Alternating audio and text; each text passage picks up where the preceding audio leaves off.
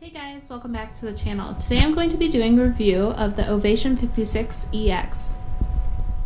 First I'm going to start off with everything that I like about the incubator, and then I'm going to go into things that I don't like about the incubator.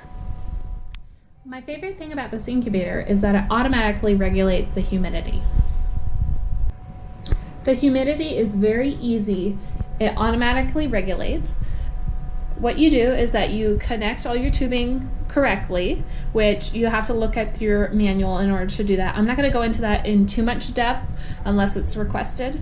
Basically, there's tubing, and it automatically pumps the water through, and it'll take small drips and it'll go all the way down into the pan below, and that's going to regulate your humidity. This jar is where your water comes from because it siphons up through this tubing right here. As you can see right now it's at 51%. I have this incubator set at 53, so that's why it's currently dripping water. The second thing that I really love about this incubator is that it automatically rotates the eggs. This is an absolute must for me because I don't have time in the day to at least rotate them 3 times. This incubator is really nice because it allows you to do it more than every 2 hours. I actually have it set at every 45 minutes, more like a natural hen. The third thing that I really like about this incubator is the egg capacity. I ordered this incubator because I like to order pheasants in bulk, pheasant hatching eggs in bulk, and I really needed something larger than my Januel. So this incubator will do 95 pheasants, 56 chickens, 56 ducks, and 95 to 110 quail. The fourth thing that I really love about this incubator is the ability to view the chickens hatching. Oh look, the eggs are rotating. That's perfect timing.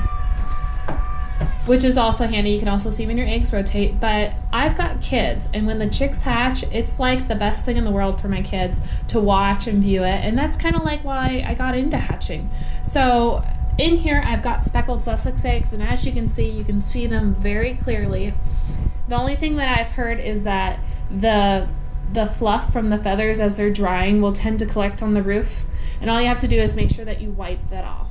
With this incubator, there's only 2 things that I don't like. The first thing is the lid. Because of how the lid is placed, I'm going to move this cardboard really quick. When you put this lid on, you have to make sure that you line up the gears so that the egg rotator can still rotate and that the lid is secured on properly. It can be a little bit tricky when you first do it, but once you've done it a couple times, it's not that hard.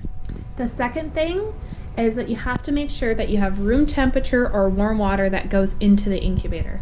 If you use cold water, it's going to mess up your humidity and it's going to have a spike. Why that happens is because it puts in water until the humidity is at the appropriate level, and if you put in cold water, it's going to add a lot more water in, and then that water is going to warm up, and then there's going to be too much water in there, and then it's going to have that spike. Here is a view of the inside of the incubator. This is where the gear lines up that turns your eggs. This is what I was talking about with the lid, how you have to make sure it's lined up, otherwise that won't sit correctly. You have these black egg trays, which is nice because it's removable. And the first time that you get your incubator, it comes with a hatching mat, and it comes with it's like a corrugated metal type feel. This is to help prevent your chicks from getting splayed legs. I ended up buying an extra hatching mat, but I'm still going to use my Januel for hatching just to save on electricity, not running too many incubators at once.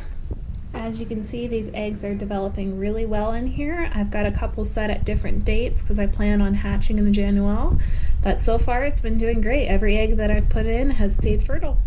If you guys like this video, don't forget to subscribe. I do a lot of videos on poultry hatching, unboxing videos, as well as I plan on doing a bunch of videos on pheasant care coming up. I've got pheasants coming in May, over 100 eggs, so stay tuned for those videos.